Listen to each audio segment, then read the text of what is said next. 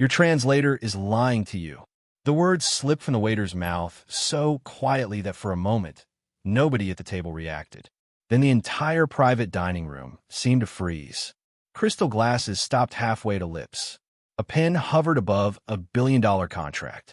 And the woman at the center of it all slowly lifted her eyes toward the man who had just risked his job, his reputation, and perhaps the little stability he had left in his life. Ethan Walker had not planned to speak. At 39, he had learned that staying silent was often safer. Safer when bills were overdue. Safer when a daughter depended on you. Safer when losing one shift could mean choosing between groceries and another payment toward a medical balance. But sometimes silence cost more than honesty. The private dining room occupied the upper floor of an upscale steakhouse overlooking downtown Seattle. Outside, rain streaked across the windows while city lights reflected on wet streets below. Ethan stood beside the table, holding a tray he no longer remembered carrying. Across from him sat Victoria Langford, a white American billionaire known for turning struggling companies into global success stories. Elegant and composed, she listened while her translator repeated comments from an international business delegation seated nearby. Ethan had been serving the room for nearly an hour. Most people never noticed waiters. That was precisely why he noticed everything. A flicker crossed the translator's face. A hesitation. A sentence that sounded wrong. Ethan spoke fluent Mandarin because his late wife had taught it to him over years of patient conversations. Few people knew that. Fewer still would have guessed it from a man refilling water glasses for a living. The translator's version of the conversation had subtly changed the meaning of a critical negotiation. Not enough for anyone unfamiliar with the language to catch it. Enough to destroy a deal. Victoria's gray eyes narrowed. "What did you say?" Ethan swallowed. Every server in the room stared at him. The restaurant manager looked horrified. Ethan remained calm. "I said the translation is inaccurate." The silence deepened. Outside, a delivery truck rolled past a grocery store across the street, headlights cutting through the rain. Ordinary life continued, while a fortune balanced on a few uncertain words. The translator immediately laughed. "He is mistaken." Ethan lowered his gaze respectfully. "I could be, but I do speak the language." The manager hurried forward. "Ethan, maybe you should return to the kitchen." It was not a suggestion. Ethan understood the warning. One complaint from a client like Victoria Langford could end his employment before the night was over. Yet he thought of the values he hoped his 10-year-old daughter would learn someday. Integrity mattered most when honesty came with consequences. Victoria studied him carefully.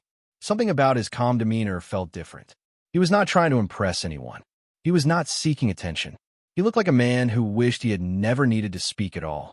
"Translate the last statement yourself," she said. Ethan hesitated. Then he did. The room changed instantly. Several representatives exchanged startled glances.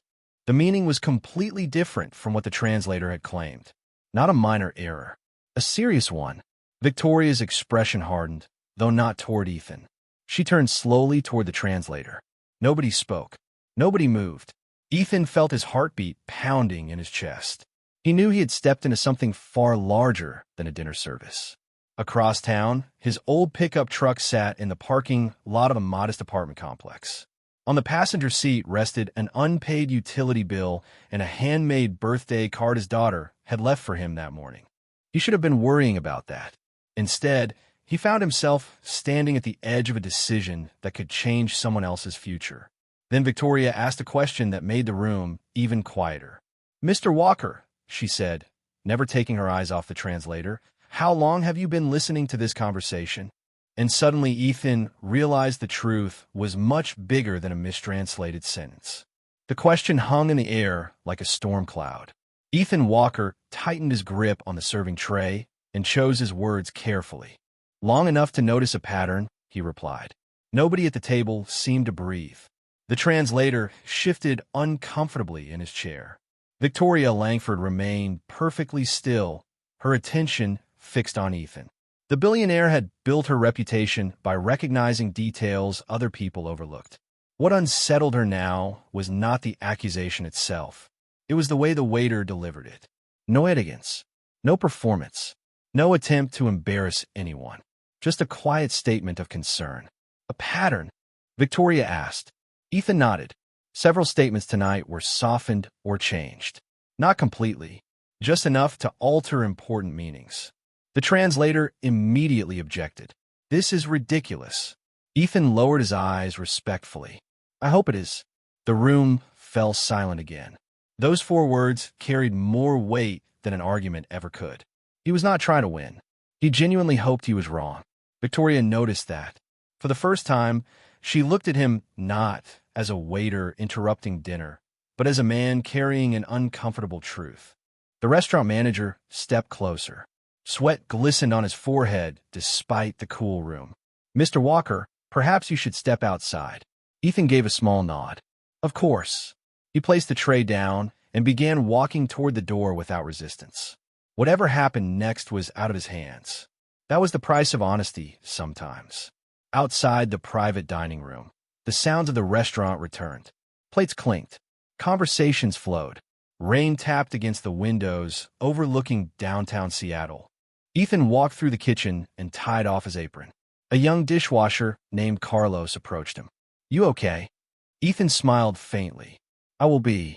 He grabbed his jacket from a locker and checked his phone. A text from his daughter waited on the screen. A photo of a science project covered in glitter. Beneath it she had written, Do not forget parent night tomorrow. Ethan's smile widened. No matter what happened with the billionaire, that mattered most. Nearby, an unpaid utility bill remained folded inside his wallet. He still needed to figure out how to cover it before the end of the week. Life had a way of keeping priorities clear. 20 minutes later, Ethan sat alone in a small diner across the street from the restaurant. The waitress refilled his coffee without asking.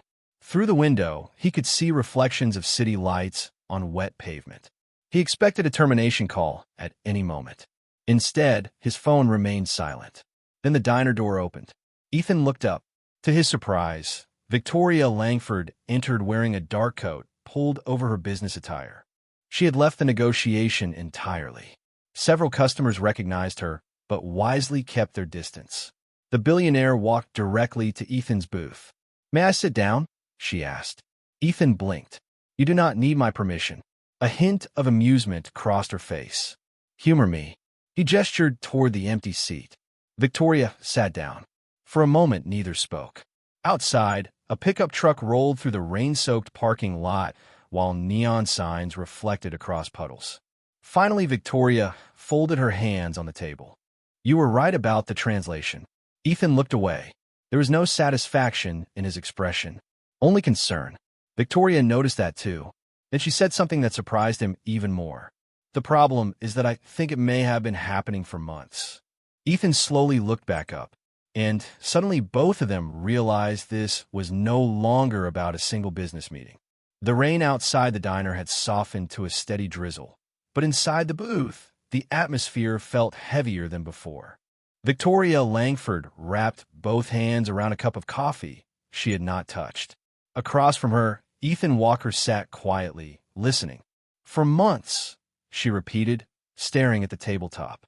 I trusted one person to handle every major international negotiation, every translation, every summary. She paused. Now I'm starting to wonder how many decisions were actually mine. Ethan did not rush to answer. People with power rarely had opportunities to admit uncertainty. Interrupting felt disrespectful. Finally, he spoke. If someone changed information often enough, they could influence outcomes without anyone noticing. Victoria nodded slowly. That possibility clearly troubled her. For the first time that evening, she looked less like a billionaire and more like someone carrying a burden she could no longer ignore. Outside, a city bus splashed through puddles while neon reflections danced across wet pavement. The diner remained mostly empty except for a retired couple sharing pie near the counter. Ordinary life surrounded an extraordinary conversation. Victoria reached into her handbag and removed a small notebook. I started writing things down after tonight's meeting. She slid it across the table. Ethan glanced at the pages. Dates, countries, business deals, notes about conversations that suddenly seemed suspicious. He frowned. Several entries described outcomes that benefited the same small group of overseas partners. You think the translator was steering negotiations? Victoria asked quietly. Ethan closed the notebook and handed it back. I think you already know something feels wrong. She looked out the window. I hate that you are right. The admission created a subtle shift between them. Earlier, she had viewed him as a waiter who interrupted dinner. Now she was treating him as someone whose judgment mattered. That realization made Ethan uncomfortable, not because he lacked confidence, but because he had spent years avoiding attention. At that moment, his phone buzzed. A message from his daughter appeared on the screen. Another photo. This one showed a science fair poster spread across a kitchen table covered in markers and construction paper. Beneath it she had written, "Do not work too late. I saved you a cookie." Ethan smiled despite himself. Victoria noticed immediately. Your daughter? He nodded. 10 years old. The one you mentioned in the restaurant? She is the reason I try to make good decisions. Victoria lowered her eyes. Something about that answer lingered. Not because it sounded impressive, because it sounded true. A waitress passed by and quietly refilled their coffee. Ethan thanked her by name. When she walked away, Victoria watched the interaction. Most people with difficult lives became hardened. Ethan somehow remained kind. Another discovery arrived moments later. Victoria's phone vibrated. She glanced at the screen, and her expression changed instantly. The message came from her legal department. One of the international contracts discussed that night was scheduled for final approval the next morning. If signed, it would transfer control of several critical assets to foreign partners. Assets worth hundreds of millions of dollars. Victoria stared at the message for several seconds. This cannot be a coincidence. Ethan felt concern settle in his chest. The timeline suddenly made sense. If the translation had remained unchallenged, the agreement would have moved forward without resistance. Victoria slowly looked up. Someone wanted me to sign that contract tomorrow. The rain tapped softly against the diner windows. Somewhere outside, a pickup truck rolled through the nearly empty parking lot. Then Victoria asked a question that neither of them had expected a few hours earlier. Would you be willing to help me understand what else I might be missing?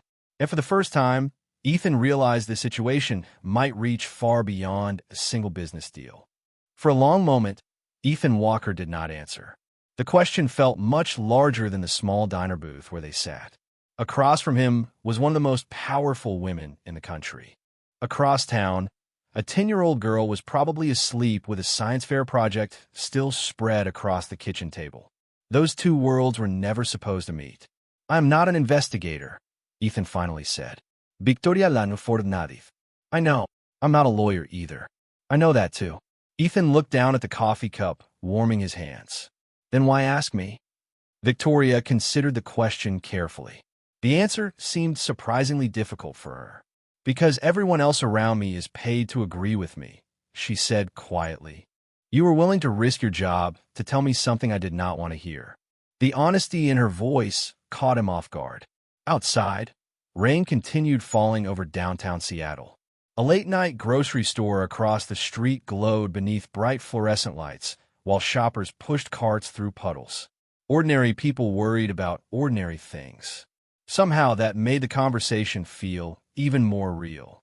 Ethan leaned back in the booth. What exactly do you need? Victoria opened her notebook again. Several pages contained summaries of negotiations from the previous year. Others listed meetings in Singapore, Beijing, Taipei, and San Francisco. I need someone to tell me if these notes make sense. Ethan glanced through them. The pattern became clearer with every page. Important details repeatedly favored the same business interests. Not enough to trigger suspicion individually. Enough to create concern when viewed together. He frowned. Did nobody else notice this? Victoria gave a humorless smile. That is the problem. Everyone trusted the translator. Another emotional shift settled between them. For the first time, Ethan saw vulnerability behind her confidence. She was not afraid of losing money. She was afraid of discovering she had failed the people who trusted her judgment. His phone buzzed again. This time, it was a reminder from the elementary school. Parents' Science Night. Tomorrow at 6 o'clock. Ethan stared at the notification for a second before putting the phone away. Victoria noticed. You should probably be home. Eventually, yet you are still here. Ethan shrugged. You look like you needed someone to listen. The words were simple. The effect was not. Victoria lowered her eyes. Few people spoke to her that way anymore. Not as a billionaire. Not as a public figure. Just as a person having a difficult night. The waitress arrived with fresh coffee and a slice of pie neither of them ordered. On the house, she said with a smile before walking away. Ethan thanked her immediately. Victoria watched the exchange. Again, she noticed how naturally kindness came to him. It was never a performance. Then a new obstacle arrived. Victoria's phone rang. The caller identification displayed the translator's name. Neither of them moved for a moment. Finally, she answered. The voice on the other end sounded calm. Professional. Concerned. Too concerned. Ethan could not hear every word, but he caught enough. The translator was urging Victoria to approve the contract first thing in the morning. He repeatedly emphasized urgency, repeatedly discouraged delays. When the call ended, the diner felt colder. Victoria slowly placed the phone on the table. He has never called me this late before. Ethan looked toward the rain-covered window. Something about the timing bothered him. Then he remembered a detail from the notebook. One meeting summary contained a reference to a translator certification conference held in Portland 2 years earlier. Ethan pointed to the page. Did you ever verify any of his credentials yourself? Victoria's expression changed instantly. The answer was obvious. She never had. And for the first time that night, she realized there might be a reason nobody wanted her to. The realization settled over the booth with surprising force. Victoria Langford had trusted the same translator for nearly 3 years, yet she had never personally verified his credentials. The fact bothered her more than any financial risk. She prided herself on diligence, on asking questions, on seeing details others missed. Yet somehow she had overlooked the person standing closest to some of her most important decisions. Outside the diner window, rainwater slid down the glass while a grocery store employee gathered shopping carts beneath a flickering parking lot light. The ordinary scene felt strangely grounding. Victoria opened her notebook again and turned to the page Ethan had noticed. The conference in Portland, she said quietly. What made you focus on that? Ethan studied the entry. The dates. She frowned. What about them? The certification renewal listed here happened during a week when your translator was traveling overseas with your team. Victoria looked down. Her eyes narrowed immediately. She checked another page, then another. The dates overlapped, not by a day or two, by nearly an entire week. The room seemed to grow quieter. That should not be possible, she whispered. Ethan nodded. No, neither rushed to conclusions. That was what made the discovery unsettling. The inconsistency was real. It did not prove fraud, but it proved something was wrong. Victoria immediately opened her laptop. Within minutes, she accessed archived personnel files through a secure company portal. Her expression remained calm, though Ethan could see tension building beneath the surface. Then she stopped scrolling. There is no verification document. Ethan leaned slightly forward. None. Nothing. Victoria stared at the screen. Every executive contractor is supposed to have credential verification. Another piece of the puzzle slipped into place. For the first time all night, Victoria looked genuinely shaken. Not because she feared losing money, because she realized someone inside her organization had bypassed safeguards she personally established. A waitress approached with a check. Before Victoria could reach for it, Ethan quietly paid for both meals. She looked surprised. You did not need to do that. Ethan smiled. You already had a difficult evening. So have you. Maybe. He folded the receipt and slipped it into his wallet beside the unpaid utility bill waiting there. Victoria noticed the corner of the bill, but said nothing. The gesture affected her more than she expected. Most people treated her wealth like a resource to access. Ethan treated her like a tired human being who needed a moment of kindness. The emotional shift between them deepened. Respect was beginning to replace curiosity. Then a new obstacle arrived. Victoria's legal director called. She stepped outside to answer while rain tapped softly against the diner's awning. Ethan watched through the window as her posture changed. At first she listened. Then concern crossed her face. By the time she returned, the color had drained slightly from her expression. "The contract is scheduled to be executed at 9 tomorrow morning," she said. "If I delay it, several board members will demand explanations." Ethan nodded. "Then give them explanations." Victoria almost laughed. "You have never met my board." "Probably true." Her smile faded quickly.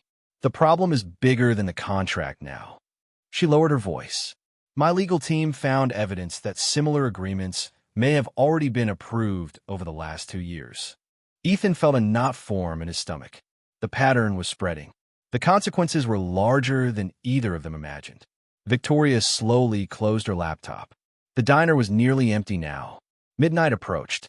Across the street, a pickup truck pulled into a gas station while city lights reflected across wet pavement. Then Victoria revealed the discovery that changed everything. One of those contracts transferred ownership of a company founded by my father. Ethan looked up immediately. Victoria's eyes glistened for the first time that night. "And tomorrow morning, I may find out I signed away far more than a business." For several seconds, neither of them spoke. The diner's neon sign reflected against the rain-darkened window, while Victoria Langford stared at her laptop screen. The company her father had founded was more than an asset on a balance sheet. It was the reason she entered business in the first place. The reason she learned discipline, responsibility, and resilience. If the contracts were what they appear to be, she had unknowingly helped transfer control of part of her family's legacy. Ethan Walker felt a quiet ache for her. Not because she was a billionaire, because she looked like a daughter who had just discovered she might have failed someone she loved. "You could not have known," he said gently. Victoria laughed once, though there was no humor in it. "That is exactly what keeps running through my head." She closed the laptop and rubbed her temples. "The problem is that I should have known." Outside, the rain finally began to ease. Across the street, workers at the grocery store stacked carts beneath the awning while a delivery driver unloaded crates into the loading dock. Life continued moving forward. It always did. Ethan checked the time on his phone. Nearly midnight. His daughter would be asleep by now. Tomorrow she would expect him at parent science night. The thought grounded him. "What happens next?" he asked. Victoria looked at him. "At 8 o'clock tomorrow morning, I have an emergency board meeting." "And the contract?" 9 o'clock. Ethan nodded slowly. The timeline left almost no room for mistakes. Then another call arrived. This time it came from Victoria's chief compliance officer. She answered immediately. Ethan watched her expression change as she listened. Concern turned to surprise. Surprise turned to disbelief. When the call ended, she stared at the table for several moments. "What is it?" Ethan asked. Victoria exhaled slowly. "My compliance team started reviewing archived communications after I left the restaurant." She paused. "They found multiple translation summaries that were altered before reaching senior leadership." Ethan felt his stomach tighten. The pattern was no longer suspicion. It was evidence. Yet another obstacle appeared with the discovery. The altered report stretched back almost 2 years. Untangling everything could take months. Some decisions might be impossible to reverse. Victoria looked exhausted. "I do not know how many people were affected."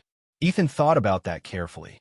Then he remembered something his daughter once told him after losing a school competition. "You fix the next thing first." The wisdom of children often arrived disguised as simplicity. "Start with the people you can still help," he said. Victoria looked up. "What?" "You cannot repair 2 years tonight, but you can stop tomorrow morning." The words settled over the table. They were not strategic. They were human. For the first time all evening, Victoria's shoulders relaxed slightly. A small but meaningful emotional shift occurred. She was beginning to trust him, not because he had answers, because he remained steady when circumstances were not. As they prepared to leave, Ethan noticed an elderly customer struggling to reach the front door with a walker. Without hesitation, he crossed the diner and held the door open while helping the man navigate the wet sidewalk. The gesture took less than a minute. Yet Victoria watched every second of it. He never checked whether anyone noticed. He never expected gratitude. He simply helped because help was needed. When he returned, she was still watching him. "You do that a lot, do you not?" she asked. Ethan shrugged. Do what? Take care of people. He looked genuinely confused by the question. I think most people do when they can. Victoria lowered her eyes. Maybe that was true, or maybe she had spent too long surrounded by people who did not. Outside, they stepped into the cool Seattle night. Ethan headed toward his aging pickup truck parked beneath a flickering streetlight. Victoria headed toward a waiting car. Before either reached their vehicle, her phone rang once more. She glanced at the screen and froze. The caller was not the translator. It was a board member she trusted more than anyone, and the message waiting in her voicemail would reveal that the deception reached far higher than either of them imagined. Victoria Langford stood motionless beside her car while rainwater dripped from the edge of a nearby awning. The voicemail had lasted less than 30 seconds, yet it changed everything. Ethan Walker could tell immediately. He had seen that look before, not on billionaires, on parents receiving difficult news, on people realizing the problem in front of them was larger than they had feared. What happened? He asked gently. Victoria lowered the phone. The board member who called me has been reviewing internal records. Her voice sounded distant. He believes at least 2 senior executives helped approve the contracts. Ethan felt the weight of those words settle between them. The translator had not acted alone. If the information was accurate, trusted members of Victoria's own leadership team had been involved. The realization carried a different kind of pain. Betrayal always hurt more when it came from people you respected. They stood in silence for a moment beside Ethan's aging pickup truck. Across the street, a convenience store glowed beneath fluorescent lights while a clerk stocked shelves for the morning rush. The ordinary scene felt strangely comforting. Victoria finally exhaled. I spent years building a company around trust. Ethan nodded. Then trust is probably worth protecting. She looked at him. Even if exposing the truth destroys relationships? He considered the question carefully. The truth does not destroy good relationships. It reveals weak ones. The answer stayed with her. Before leaving, Victoria asked for his phone number. Ethan hesitated only because his life felt so different from hers. Then he handed her a business card from the restaurant with his number written on the back. She smiled faintly. Thank you. For what? For treating me like a person tonight. Ethan drove home through quiet Seattle streets. By the time he reached his apartment complex, the rain had stopped completely. A row of mailboxes stood beneath a yellow street lamp near the entrance. Inside his mailbox waited another utility notice marked past due. He slipped it into his jacket pocket without complaint. Some problems could wait until morning. Upstairs, he found a note taped to the refrigerator from his daughter. Good luck at work. Do not forget tomorrow. Beside the message sat the cookies she had promised to save. Ethan smiled and left the note exactly where it was. A few hours later, sunlight crept across the city. At 6:30 in the morning, Victoria entered her headquarters carrying a folder thick with newly uncovered evidence. The emergency board meeting began 90 minutes later. She expected resistance. She was not disappointed. Several executives argued against delaying the contract. Others insisted the concerns were exaggerated. One even suggested that an overworked waiter had created unnecessary confusion. Victoria listened quietly. The old version of herself might have accepted those reassurances. The woman who sat at the head of the table now saw them differently. Then another discovery arrived. Her compliance team verified that portions of the translator's employment history had been fabricated. Not mistaken. Fabricated. The room grew silent. For the first time, the executives who had dismissed her concerns stopped talking. Yet the victory felt incomplete. The fraudulent contracts still existed. The 9 o'clock signing deadline still approached. And there was one final obstacle. A legal advisor informed the board that canceling the transaction without stronger evidence could trigger lawsuits costing hundreds of millions of dollars. The clock on the conference room wall read 8:41 a.m. Victoria looked around the table. Some people wanted to proceed. Others wanted to delay. Nobody seemed certain. Then her phone vibrated. A new message had arrived from Ethan.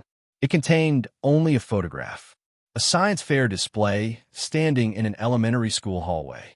Attached beneath, it was a handwritten quote from his daughter. Doing the right thing is usually harder before it gets easier. Victoria stared at the image, and suddenly she knew exactly what decision she needed to make. Victoria Langford looked at the photograph for several seconds after the conference room fell silent. An elementary school hallway, a science fair display, a handwritten sentence from a 10-year-old girl. It was not legal evidence. It was not a financial strategy. Yet somehow it cut through the noise that had filled the room all morning. Doing the right thing is usually harder before it gets easier. At 8:43 a.m., she made her decision. The contract will not be signed. Several executives immediately objected. One board member warned of lawsuits. Another warned of market consequences. A third argued that delaying would damage investor confidence. Victoria listened without interruption. Then she calmly repeated herself. The contract will not be signed. For the first time in years, she felt completely alone at the head of the table. Across town, Ethan Walker sat in a folding chair inside his daughter's elementary school gymnasium. Parents carried coffee cups. Children hurried between science projects. Teachers moved through the crowd with clipboards and encouraging smiles. It should have been a simple morning. Instead, Ethan found himself checking his phone every few minutes. He knew Victoria was facing consequences because she chose to investigate the truth. The thought weighed heavily on him. He never intended to become part of her world. Yet somehow their lives had become connected through a shared decision to do what was right. His daughter noticed immediately. "You are worried," she said. Ethan smiled. "Maybe a little." She adjusted a display covered with diagrams and glitter. "Then you should do what you tell me." "What is that?" "Focus on the next right thing." Ethan laughed softly. Children made wisdom sound easy. His phone remained silent. Meanwhile, the situation inside Victoria's headquarters continued to deteriorate. News of the delayed contract reached investors within minutes. Stock analysts began asking questions. Legal teams filled conference rooms. Several board members openly criticized her decision. Then another discovery arrived. Unfortunately, it was not the breakthrough she needed. Compliance investigators confirmed irregularities in multiple contracts, but could not yet prove direct criminal intent. Without stronger evidence, reversing past agreements would be nearly impossible. The room grew increasingly tense. For the first time, doubt crept into Victoria's thoughts. What if she was too late? What if exposing the truth only damaged the company while failing to protect what had already been lost? By noon, financial news outlets began reporting uncertainty surrounding the transaction. Headlines spread quickly. Investor calls multiplied. One executive quietly suggested that Victoria step aside temporarily until the controversy passed. The recommendation felt less like advice and more like a warning.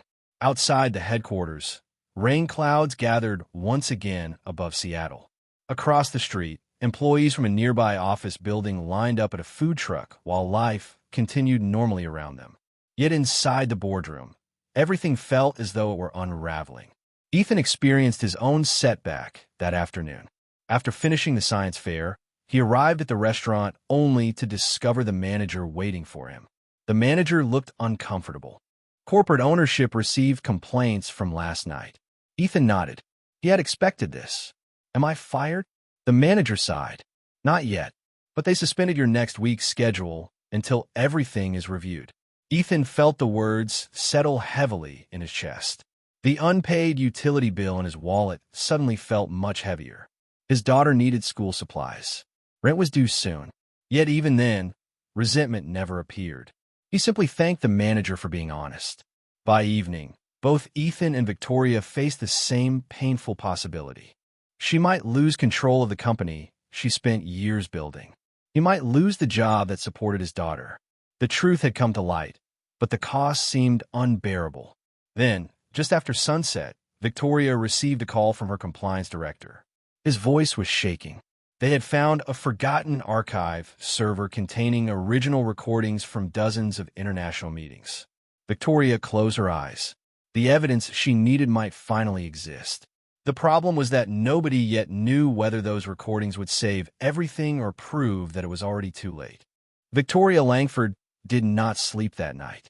The moment the compliance director mentioned the archive server, teams of investigators, attorneys, and analysts began reviewing years of recordings.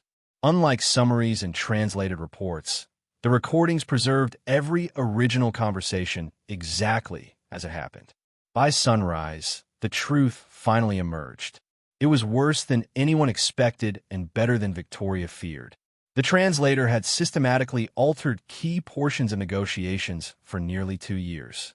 Not enough to attract immediate attention, but enough to redirect decisions, influence contracts, and benefit a small network of executives and outside partners.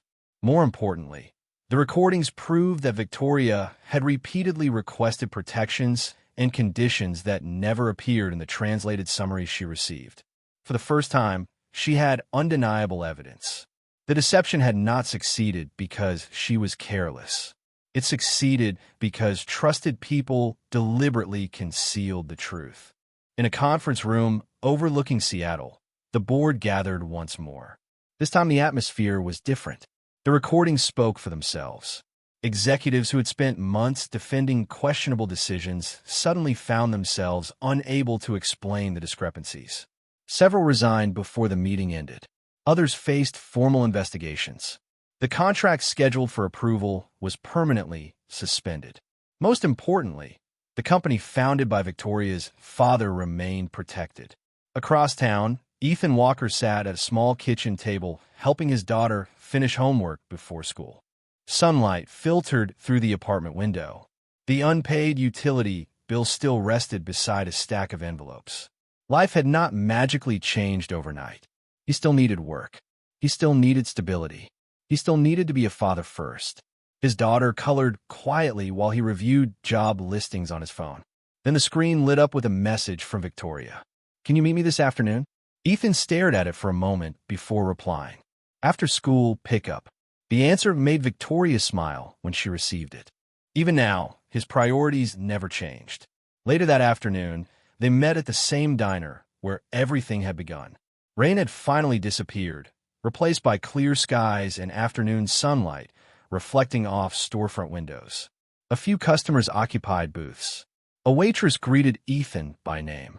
The familiarity felt comforting. Victoria arrived carrying a folder. She looked tired but lighter somehow. For the first time since they met, she seemed free from a burden she had been carrying for years. She sat down across from him and placed a folder on the table. The recordings confirmed everything. Ethan nodded quietly. "I'm glad the truth came out." "It came out because you spoke." Ethan immediately shook his head. "It came out because people investigated it." Victoria smiled softly. Even now, he refused credit. That was exactly why he deserved it. She opened the folder. Inside was a report summarizing the investigation. Tucked behind it was something else. A formal employment offer. Ethan frowned. "What is this?" Victoria folded her hands. "A position in international communications and cultural review." He stared at the page. The role was designed specifically to strengthen oversight and prevent future failures. It was not charity. It was not gratitude disguised as generosity. It was a position built around skills he genuinely possessed. You speak multiple languages. You notice details. You tell the truth even when it costs you. Victoria's voice softened. Those are qualifications, not favors. Ethan looked down at the offer.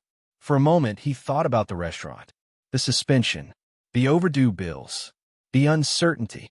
Then he thought about his daughter, watching him choose integrity over comfort. "I will need flexible hours for school events," he said. Victoria laughed through tears she no longer tried to hide. "That is your first question?" "It is the most important one." "Then the answer is yes." Several weeks later, employees gathered in the company auditorium for a public address. Victoria stood before them and did something many leaders never do. She acknowledged her mistakes openly. She spoke about trust, about listening, about how titles and resumes can blind people to wisdom standing right in front of them. Then she introduced Ethan. The applause began politely. It grew stronger as people learned the story. Not because he saved a billionaire, not because he exposed a scandal, but because he chose honesty when silence would have been easier. After the event, Ethan drove his aging pickup truck to his daughter's elementary school. Parent pickup had already started. Children poured through the doors carrying backpacks and art projects. His daughter spotted him immediately and ran toward the truck with a huge smile. "How was your day?" she asked as she climbed inside. Ethan thought about everything that had happened. The billionaire, the investigation, the contracts, the second chance waiting ahead. Then he smiled. "Pretty good." She handed him a folded piece of paper from school. Inside was a simple assignment about role models. At the top, she had written one sentence. "My dad always tries to do the right thing, even when it is hard." Ethan sat quietly for a moment as afternoon sunlight filled the cab. Some victories happened in boardrooms. Some happened in courtrooms. The ones that mattered most often happened in places much smaller. As the pickup truck rolled away from the school and toward home, respect had replaced suspicion, truth had replaced deception, and two very different lives have been changed by the same quiet strength. Because dignity does not need to be loud. It only needs to remain standing when honesty becomes difficult. And sometimes that is enough to change everything.